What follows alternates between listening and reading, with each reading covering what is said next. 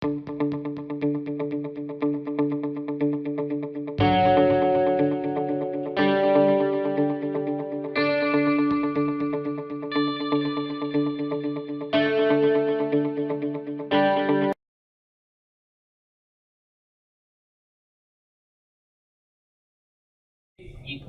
and its economic and social policy has been independent national economy.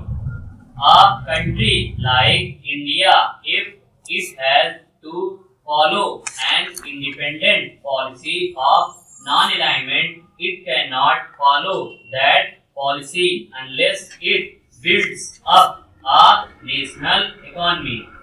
It should be an independent national economy based on social justice, commitment to socialism, democracy, and secularism, which Jawaharlal Nehru put forward and behind which in parliament and in the country there was a national consensus.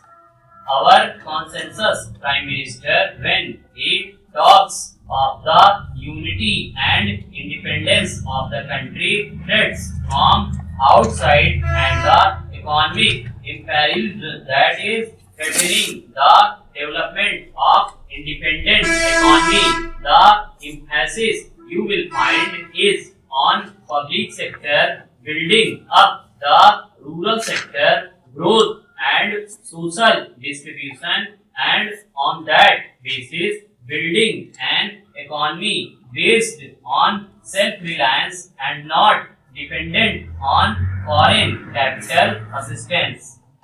The fact is that India is a shining example in the present day world when you have an adverse international economic environment, when economic assistance is going down, the multilateral assistance is cut down, the IDA aid is cut down, and policies are framed all round so that our export trade development and our export promotion is faced with great difficulty.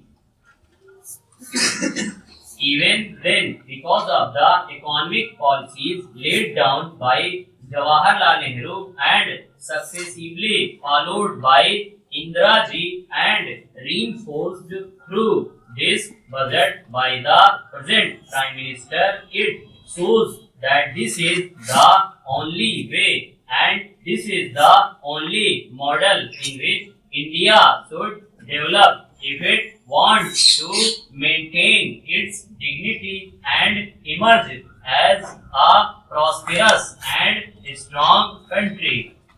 So this myth is demolished that this budget is anti-poor or anti-growth or this budget is anti-social justice.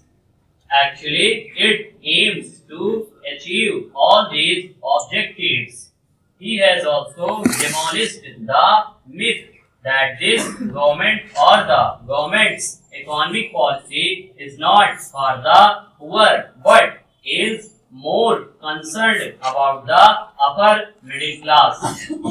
This is all demolished, and I think it is necessary that this house there is consensus behind the new path, or rather the new enforced path that is sought to be made out by this budget.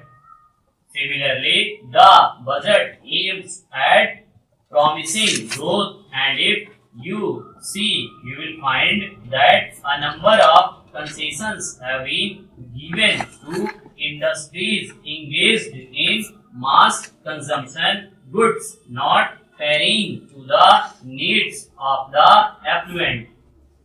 A number of measures have been suggested. I need not go into that. It particularly tries to promote indigenous capital goods industry, which is the basis of self-reliance and which is the basis of promoting growth in in the future development of our country.